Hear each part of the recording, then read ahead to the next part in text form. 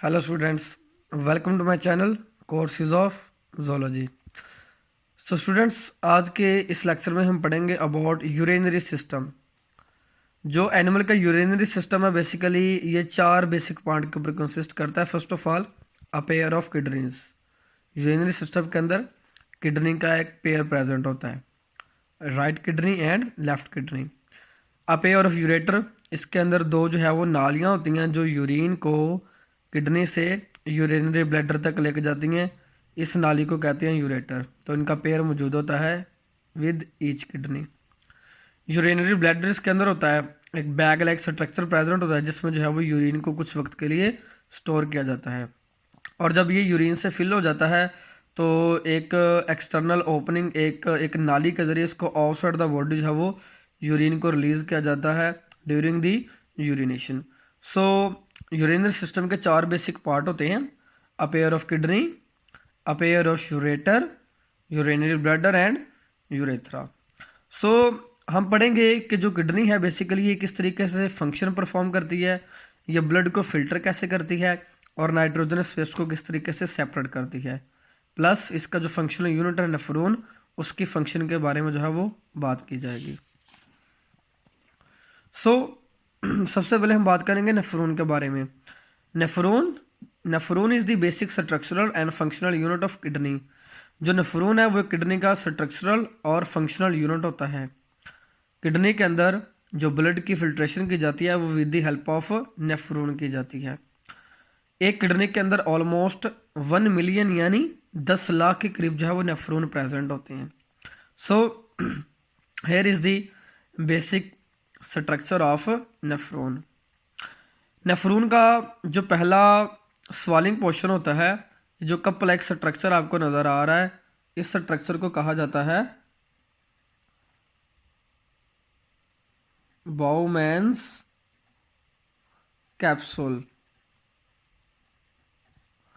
तो जो आउटर ये आपको पहला इसका स्वॉलन कप लाइक स्ट्रक्चर नजर आ रहा है, इसको हम कहते हैं बाउमैन कैप्सूल। इसके अंदर से ब्लड आर्टरी जो है वो ब्लड आर्टरी इंटर होती है जिसको हम कहते हैं अफेरेंट आर्टरियोल। और ये बाउमन कैप्सूल से निकल रही है, इसको हम कहते हैं अफेरेंट आर्टरियोल, यानी जो ब्लड को नेफ्रॉन की तरफ नाली लेके आ रही है इसको हम कहते हैं अफेरेंट आर्टरियोल, और जो यहाँ से लीव कर रही है इसको हम कहते हैं ईफेरेंट आर्टरियोल। ठीक है। और यहाँ पे जो कैपिलरीज का नेटवर्क, कैपिलरीज का एक गुच्छा मौजूद है बाउमन कैप्सूल के अंदर, इसको कहते हैं ग्लोमेरुलस। इसको कहा जाएगा यहाँ पे ग्लोमेरुलस। सो ग्लोमेरुलस के आगे जो है वो एक बलदार नाली मौजूद है। फर्स्ट पोर्शन इसका, ये जो फर्स्ट इसकी बलदार नाली मौजूद है इसको कहा जाता है प्रोक्सिमल टब्यूल। प्रोक्सिमल टब्यूल आगे जाके एक यू शेप, एक लूप लाइक स्ट्रक्चर के अंदर कन्वर्ट हो जाती है। इस लूप लाइक स्ट्रक्चर को कहा जाता है लूप ऑफ हेनले। अब लूप ऑफ हेनले के दो बेसिक पार्ट होते हैं, एक नाली वो जो ऊपर से नीचे की तरफ आ रही है, एक नाली वो जो नीचे से ऊपर की तरफ को जा रही है। तो वो नाली जो ऊपर से नीचे की तरफ आ रही है इसको हम कहते हैं डिसेंडिंग लिम्ब, और जो नाली नीचे से ऊपर की तरफ जा रही है इसको हम बोलते हैं असेंडिंग लिम्ब। असेंडिंग लिम्ब के आगे एक और बलदार नाली हाईली कन्वोलेटेड टब्यूल प्रेजेंट होती है, इस टब्यूल को कहते हैं डिस्टल टब्यूल। और डिस्टल टब्यूल के लास्ट पे जो है वो हमारे पास आती है कलेक्टिंग डक्ट। अब जो यूरिन फार्मेशन का जो प्रोसेस होता है, ब्लड फिल्ट्रेशन का प्रोसेस होता है, ये बेसिकली 3 स्टेप के अंदर जो है वो प्रोसेस होता है। 3 इसके अंदर मेजर स्टेप इन्वॉल्व है। पहला स्टेप है जी हमारे पास इसके अंदर प्रेशर फिल्ट्रेशन। प्रेशर फिल्ट्रेशन में क्या होता है कि अफेरेंट आर्टरियोल के जरिए जो है वो ब्लड आता है ग्लोमेरुलस के अंदर, और ईच कार्डिक बीट, जब एक दफ़ा दिल धड़कता है तो उसका जो 20% ब्लड है, 20% ब्लड आता है इस ग्लोमेरुलस के पास। हत्ता कि अगर पूरी पूरी किडनी को देखा जाए तो किडनी का वेट पूरी बॉडी के मुकाबले में लेस देन 1% होता है, लेकिन पूरी बॉडी का ये 20% ब्लड जो है वो ग्लोमेरुलस तक आ रहा है, यानी कि यहाँ पे हाई ब्लड प्रेशर होता है। जब प्रेशर के साथ आके ब्लड ग्लोमेरुलस की कैपिलरीज की दीवारों के साथ टकराता है तो इसकी जो दीवारें हैं ये पोरस होती हैं। ग्लोमेरुलस की जो कैपिलरीज हैं ये पोरस होती हैं, इसके अंदर छोटे छोटे पोर प्रेजेंट होते हैं जिनको फिनेस्ट्रा कहा जाता है। तो इन फिनेस्ट्रा के जरिए जब हाई ब्लड प्रेशर इनके ऊपर आके स्ट्राइक करता है तो इसके अंदर से यूरिया, अमोनिया, यूरिक एसिड वगैरह और वो बाकी जो नाइट्रोजनस वेस्ट है वो फिल्टर होके इस बाउमैन कैप्सूल के अंदर आ जाता है। इसके साथ साथ कुछ यूजफुल सब्सटेंसेस जैसे कि ग्लूकोज, अमाइनो एसिड और साल्ट वगैरह भी फिल्टर होके बाउमैन कैप्सूल के अंदर आ जाते हैं। जब ये सारा का सारा मटेरियल ब्लड से फिल्टर होकर बाउमैन कैप्सूल के अंदर आ जाता है तो फिर इसको कहते हैं glomerulus filtrate, that is known as glomerulus filtrate. अब ये जो ग्लोमेरुलस फिल्ट्रेट होता है ये इंटर होता है आगे प्रोक्सिमल टब्यूल के अंदर। प्रोक्सिमल टब्यूल के अंदर दूसरा इसका प्रोसेस होता है सिलेक्टिव रीअब्जॉर्प्शन का। सिलेक्टिव रीअब्जॉर्प्शन में क्या किया जाता है कि जो useful substances glucose, amino acid और साल्ट वगैरह आए हैं इनको रीअपटेक किया जाता है ताकि ये यूरिन के जरिए बॉडी से लॉस्ट ना हो, बल्कि इनको दोबारा से कंजर्व करके बॉडी फ्लूइड को रिटर्न किया जाता है। फर्स्ट ऑफ ऑल यहाँ पे जो प्रोक्सिमल टब्यूल होती है, प्रोक्सिमल टब्यूल से जो ग्लूकोज होते हैं इनको वापस रीअपटेक कर लिया जाता है। इसके इर्द गिर्द जो है वो एक्स्ट्रा सेलुलर फ्लूइड प्रेजेंट होता है और इसके इर्द गिर्द कैपिलरी का एक नेटवर्क होता है। यहाँ से जो इफेरेंट कैपिलरी निकलती है ये यहाँ पे कन्वर्ट हो जाती है आगे पेरीट्यूबुलर कैपिलरी के अंदर जो प्रोक्सिमल टब्यूल और डिस्टल टब्यूल को कवर किए होते हैं, जबकि नीचे की तरफ ये आके इस तरीके से एक बलदार नाली बनाती है जहाँ पे इसको कहा जाता है पेरीट्यूबुलर कैपिलरी। सो यहाँ पे जो नेटवर्क इसका मौजूद है इसको वैसा रेक्टा कहा जाता है। बेसिकली जो लूप ऑफ फैलने के अंदर आपको नजर आ रही है ना इसकी यहाँ पे ये इसकी ब्रांचिंग बनी हुई है, इस ब्रांचिंग को वैसा रेक्टा कहा जाता है। अब यहाँ पे जो पेरीट्यूबुलर कैपिलरी का नेटवर्क प्रेजेंट है इस प्रोक्सिमल पार्ट के इर्द गिर्द, यहाँ से ग्लूकोज और जो अमाइनो एसिड होते हैं और कुछ साल्ट होते हैं इनको रीअपटेक करके वापस जो है वो ब्लड को रिटर्न किया जाता है ताकि बॉडी से लॉस्ट ना हो। उसके बाद जो बाकी ग्लोमेरुलस फिल्ट्रेट होता है ये आता है डिसेंडिंग लूप ऑफ फैलने में। डिसेंडिंग लूप ऑफ फैलने की जो वाल होती हैं ये स्पेशलाइज होती हैं वाटर को रीअपटेक करने के लिए। यहाँ से जो वाटर इंटर होता है ग्लोमेरुलस फिल्ट्रेट के अंदर इनको रीअब्जॉर्ब करके एक्स्ट्रा सेलुलर फ्लूइड में शामिल किया जाता है। एक्स्ट्रा सेलुलर फ्लूइड से फिर ये इंटर होती हैं ब्लड कैपिलरीज के अंदर और वापस है वो ब्लड को ये वाटर रिटर्न कर दिया जाता है और इसको बॉडी से लॉस्ट होने से बचाया जाता है। यहाँ पे जो ब्लड है वो ऊपर से नीचे की तरफ कैपिलरी के अंदर मूव करता है, जो फ्लूइड होता है ग्लोमेरुलस का जो फिल्ट्रेट होता है ये ऊपर से नीचे की तरफ मूव करता है, जबकि जो ब्लड है ब्लड नीचे से ऊपर की तरफ को फ्लो करता है।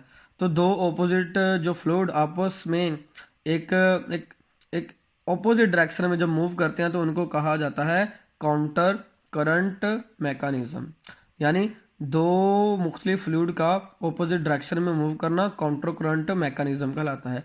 कि ग्लोमेरुलस का फिल्ट्रेट डिसेंडिंग लिम्ब से ऊपर से नीचे की तरफ आ रहा है और ब्लड ऊपर की तरफ को मूव कर रहा है इन कैपिलरीज के ऊपर। तो यहाँ से क्या किया जाता है कि मैक्सिमम जो वाटर होता है इसको काउंटर करंट मैकेनिज्म के जरिए जो है वो रीअपटेक किया जाता है, इसको सिलेक्टिवली जो है वो रीअब्जॉर्ब किया जाता है।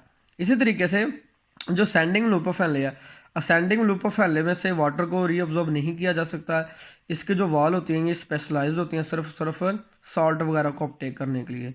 यहाँ से मुख्तलिफ किस्म के सल्यूट्स जैसे कि सोडियम आयन, पोटेशियम आयन और कैल्शियम आयन वगैरह को रीअब्जॉर्ब किया जाता है और इनको ब्लड को वापस जो है वो रिटर्न किया जाता है और इन एसेंशियल एंजाइम को, इन एसेंशियल साल्ट्स को जो ब्लड यूरिन है इससे लॉस्ट होने से इसको प्रिवेंट किया जाता है। सो असेंडिंग लूप ऑफ फैलने से इन सोडियम, पोटेशियम और कैल्शियम को जो है वो रीअब्जॉर्ब कर लिया जाता है। उसके बाद जो बाकी ग्लोमेरुलस फिल्ट्रेट जो है ये बेसिकली इंटर होता है जाके आगे एक और कन्वोल्यूटेड ट्यूब्यूल के अंदर जिसको डिस्टल ट्यूब्यूल कहते हैं। बाकी डिस्टल ट्यूब्यूल के अंदर जो बाकी वाटर होता है और सल्यूट वगैरह होते हैं इनको यहाँ से रीअब्जॉर्ब किया जाता है। उसके बाद ये ग्लोमेरुलस का फिल्ट्रेट रहता है कलेक्टिंग डक्ट के अंदर। कलेक्टिंग डक्ट से क्या किया जाता है कि अगर मजीद जो है वो बॉडी को, एनिमल की बॉडी को या ह्यूमन की बॉडी को जो है वो डिहाइड्रेशन का सामना हो तो यहाँ से जो है वाटर इसको दोबारा से और रीअब्जॉर्ब कर लिया जाता है ताकि जो डिहाइड्रेशन है इसको, इसकी जो कमी है इसको कंपनसेट किया जा सके। जब यहाँ से वाटर को मज़ीद जो है वो रीअपटेक कर लिया जाता है तो लास्ट पे जो हमारे पास ग्लोमेरुलस का फिल्ट्रेट बनता है, जो यूरिन बनता है, ये क्या होता है, ये हाइपरटोनिक होता है। हाइपरटोनिक इस वजह से होता है क्योंकि इसके अंदर ज़्यादातर जो पानी होता है, ज़्यादातर जो वाटर होता है इसको रीअपटेक कर लिया जाता है।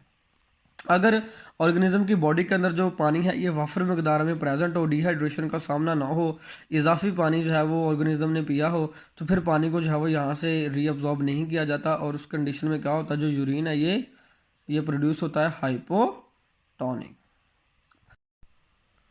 उसके बाद जो नेफ्रॉन होता है, नेफ्रॉन की भी बेसिकली टू टाइप्स होती हैं। एक को हम कहते हैं कॉर्टिकल नेफ्रॉन और दूसरे को कहते हैं जस्टा मेडुलरी नेफ्रॉन। तो वो वाले नेफ्रॉन जो किडनी के कॉर्टिकल पोर्शन के अंदर मौजूद होते हैं, यानी जिनके जो नेफ्रॉन अपर पोर्शन में किडनी के आउटर बाउंड्री में मौजूद होते हैं, कॉर्टिकल रीजन में, उनको कॉर्टिकल नेफ्रॉन कहा जाता है। जबकि वो वाले नेफ्रॉन जो डीप, जिनकी लूपोफिल है डीप इनर मेडुलरी रीजन के अंदर फैली होती है, उनको जस्टा मेडुलरी नेफ्रॉन कहा जाता है। सो दोनों की डिफरेंट टाइप है बेस्ड अपॉन देयर पोजीशन। जो कॉर्टिकल नेफ्रॉन है ये अपर पार्ट में मौजूद है और जो जस्टा मेडुलर नेफ्रॉन है ये डीप इनर पोर्शन के अंदर इनके लूप ऑफ फैले पेनिट्रेट किए होते हैं। सो दोनों का फंक्शन भी डिफरेंट है। जो कॉर्टिकल नेफ्रॉन है ये बेसिकली हाइपोटोनिक कंडीशन के अंदर काम करते हैं। जब बॉडी के अंदर एक्सेसिव वाटर मौजूद होता है तो उस वक्त कॉर्टिकल नेफ्रॉन काम करते हैं। लेकिन जब बॉडी को डिहाइड्रेशन का सामना होता है, वाटर की कमी होती है बॉडी के अंदर, तो जस्टा मेडुलरी नेफ्रॉन काम करते हैं, क्योंकि जस्टा मेडुलरी नेफ्रॉन की लूप ऑफ फैनले डीप और लंबी होती है और इससे ज़्यादा से ज़्यादा जो वाटर है इसको कंजर्व किया जाता है और बॉडी से इसको रेडिकेट होने से बचाया जाता है। So this is the urinary system and the structure and function of nephron and formation of the urine. Last पे एक और बात कि जब आपके पास यहाँ पे यूरिन बन जाता है इस कलेक्टिंग ट्यूब्यूल के अंदर, तो बेसिकली ये इस पोर्शन के अंदर इकट्ठा हो जाता है। यहाँ पे आके जितने भी नेफ्रॉन होते हैं इनकी कलेक्टिंग डक्ट आके सेंट्रल कैविटी में इकट्ठी होती है। सेंट्रल कैविटी को बेसिकली हम कहते हैं renal pelvis.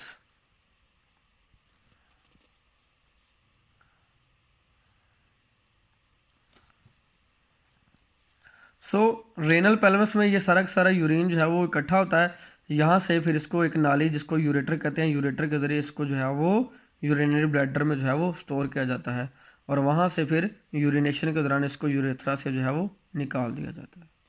So thank you so much students.